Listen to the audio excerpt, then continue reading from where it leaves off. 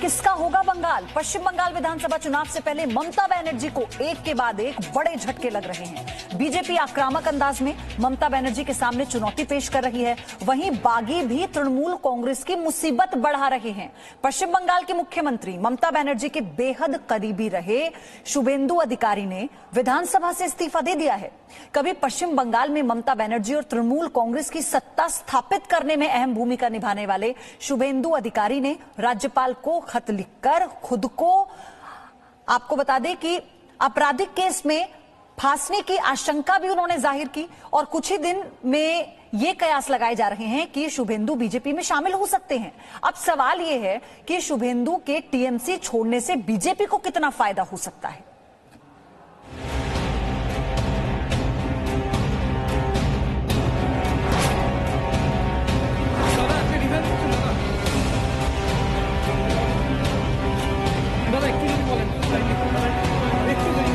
দাদা দাদা আজকে কি রিজাইন করছেন দাদা?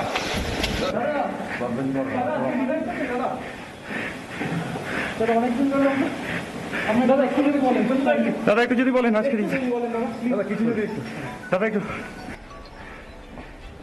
रिपोर्टर सवाल पूछते रहे और शुभेंदु अधिकारी सीधी नजरों और तेज कदमों के साथ विधानसभा अध्यक्ष के कार्यालय में दाखिल हो गए।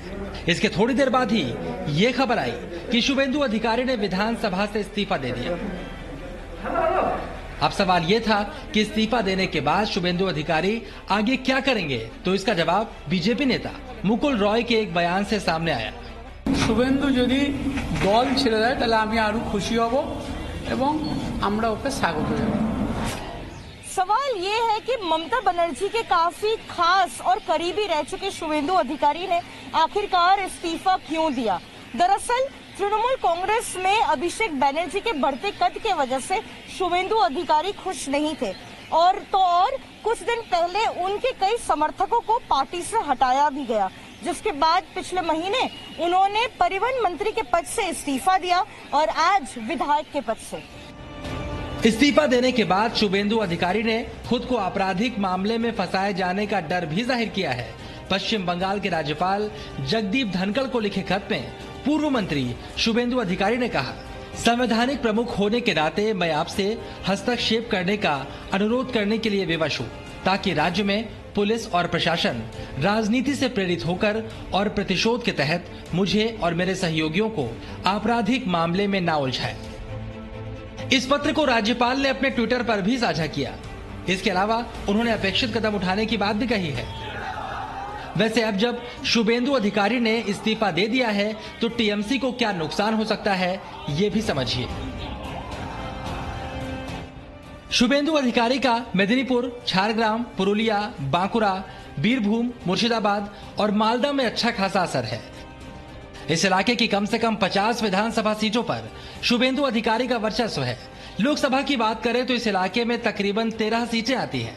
2019 में बीजेपी ने यहां 9 सीटें जीत ली थी। साल 2016 विधानसभा चुनाव में तृणमूल कांग्रेस ने 211 सीटें जीती थी। राजनीतिक जानकारों के मुताबिक जिन 50 सीटों पर शुभेंदु अधिकारी का असर है, उसमें तकरीबन 36 सीटें टीएमसी ने जीती थी। शुभेंदु अधिकारी के टीएमसी छोड़ने पर ममता बनर्जी उन पर हमलावर है। 10 বছর পার্টির হয়ে খেয়ে 10 বছর গভর্নমেন্টে থেকে গভর্নমেন্টের সবটা খেয়ে ইলেকশনের সময় এর সাথে ওর সাথে বোঝা বদলে আমি কিন্তু তাদের টলারেট করি না, এটা মাথায় রাখবেন।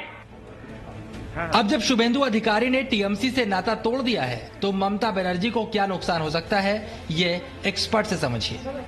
ये तृणमूल के लिए तो बहुत बड़ा झटका है, क्योंकि इस समय जो मुद्दा वास्तव में हम लोगों ने पिछले विधानसभा चुनाव में देखे थे, बहुत सारे भ्रष्टाचार के मुद्दे थे, लेकिन ममता जी की वापसी हो गई थी।